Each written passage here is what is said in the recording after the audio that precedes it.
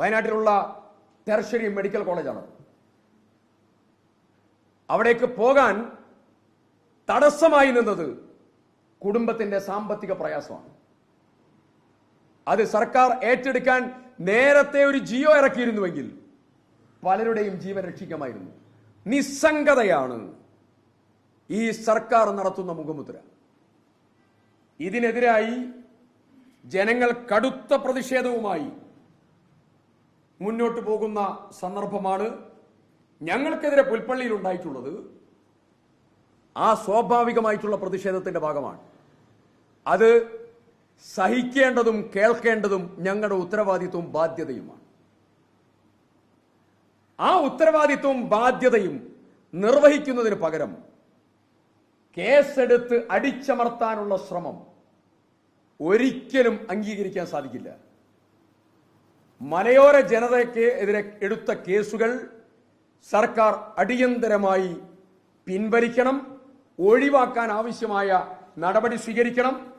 പരാതി തരാതെ MLA-മാരുടെ ചെലവിൽ ജനങ്ങൾക്കെതിരെ കേസെടുക്കാൻ അനുവദിക്കുന്ന പ്രശ്നമില്ല.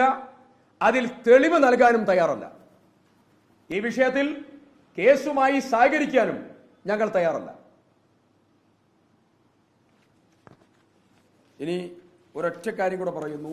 ശ്രീ രാഹുൽ ഗാന്ധി ഇന്നലെ ഭാരത് ജോഡോ ന്യായ് യാത്ര അദ്ദേഹം നിർത്തിവെച്ച് അദ്ദേഹം ഇന്നലെ വയനാട്ടിലെത്തുകയുണ്ടായി. വയനാട്ടിലെത്തി അദ്ദേഹം ചാലിക്കത്ത് അജീഷിന്റെ വീട്, അതുപോലെ പ്രജീഷ് കടുവ ആക്രമിച്ച് കൊലപ്പെടുത്തിയ പ്രജീഷിന്റെ വീട്, കഴിഞ്ഞ ദിവസം മരിച്ചതായ പോളിന്റെ വീട് സന്ദർശിച്ചു. അതിനുശേഷം ജില്ലാ കലക്ടർ, DFOമാർ, ഉന്നത ഉദ്യോഗസ്ഥന്മാരുടെ യോഗം വയനാട് PWD റെസ്റ്റ് ഹൗസിൽ രാഹുൽ ഗാന്ധി വിളിച്ചു ചേർന്നു. ആ യോഗത്തിൽ വെച്ച് നേരിട്ട് പോകാൻ സാധിക്കാത്തതായ കുടുംബങ്ങളെ അദ്ദേഹം അവിടെ വെച്ചുകൊണ്ട് കണ്ടു, സംസാരിച്ചു. അതിൽ അദ്ദേഹം എടുത്തതായിരിക്കുന്ന നടപടികൾ, അതിന്റെ കുറിപ്പ് നിങ്ങൾക്ക് ഇവിടെ വെച്ചുകൊണ്ട് കൈമാറും. അതിലേറ്റവും പ്രധാനപ്പെട്ടത്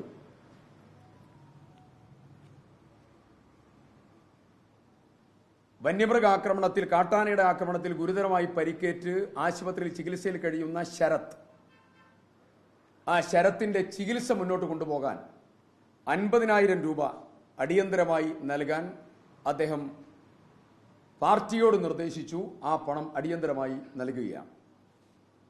മറ്റൊന്ന്, കാട്ടാന ആക്രമണത്തിൽ കഴിഞ്ഞ ജനുവരി 31 ജീവൻ നഷ്ടപ്പെട്ട തോൽപ്പെട്ടി എസ്റ്റേറ്റിലെ ലക്ഷ്മണൻ, അദ്ദേഹം ഒരു ആദിവാസിയാണ്.